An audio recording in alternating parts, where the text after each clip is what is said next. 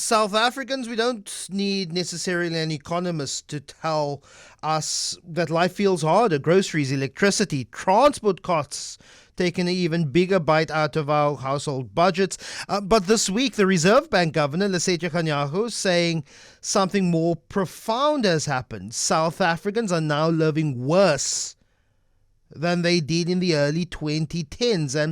And usually this decline follows a war, follows some form of spectacular economic collapse. But Lester Kiewit says that didn't happen. It only is population growth has simply outpaced economic growth for years. There's less prosperity to go around, and he equates that to institutional collapse. In other words, state capture. He calls it a silent crisis. Here's him speaking at UNISA this week. It is a silent crisis. We didn't have a macroeconomic collapse.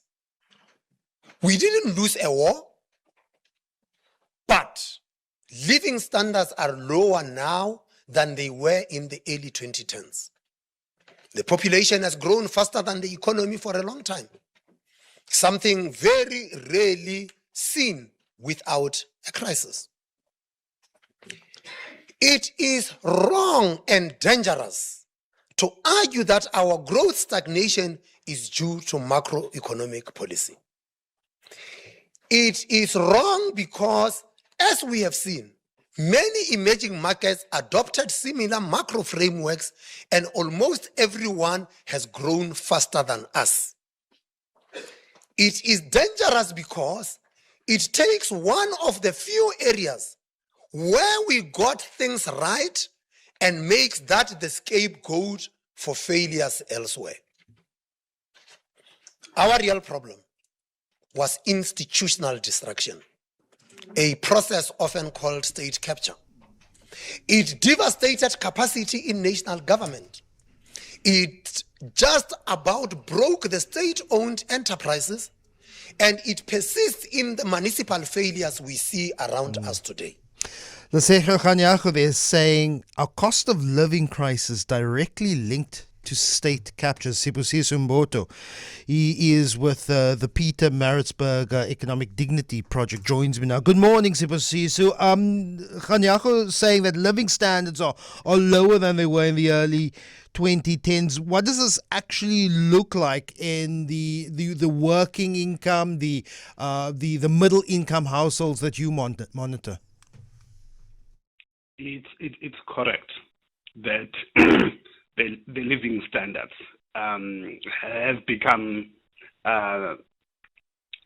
it has just been a bridge too far for many of the middle income sector in South Africa, and that's one of the of the systems that you use to determine how the country performs. When your middle income group is complaining that they are battling to make ends meet, they can't meet their home loan repayments,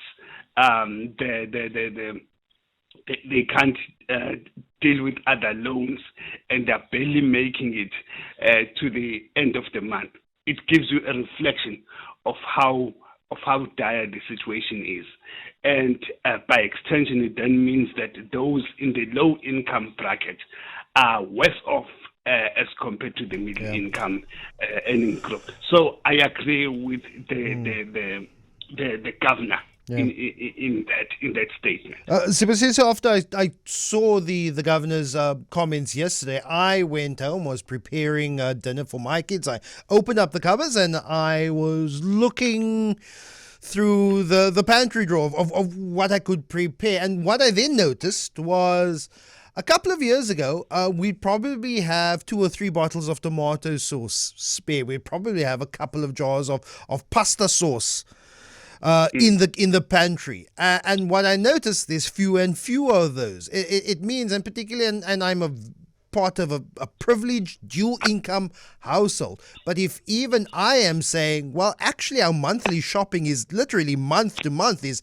very little buffer there, that then shows that even the middle class hasn't even been, probably even worse comparatively. Of course, there are people who suffer tremendously, but I think it's quite stark to see in a middle income household we have very little buffer when it comes to month.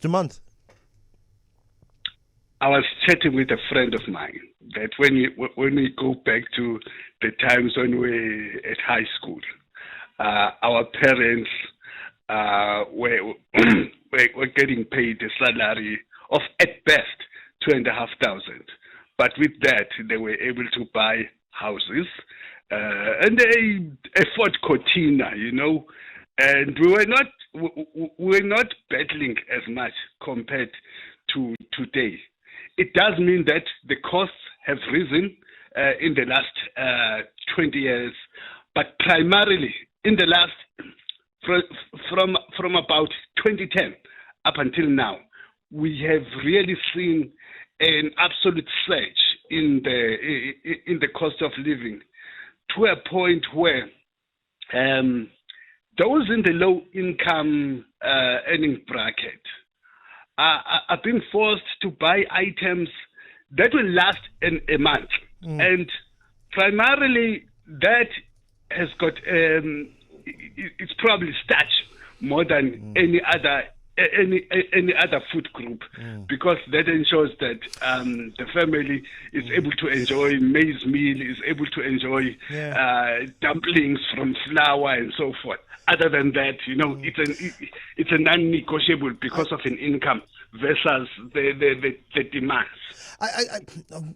Of course, there are working poor people in South Africa, but I'd go as far to say that the markets, the supermarkets, the retailers, that the middle class may even have it worse off. I know that in many communities, you go to a spaza shop and you can buy a 2 rand packet of sugar that the working poor manage to get through day by day, because you have an informal sector who understands that, okay, here is 1 egg for 2 rand.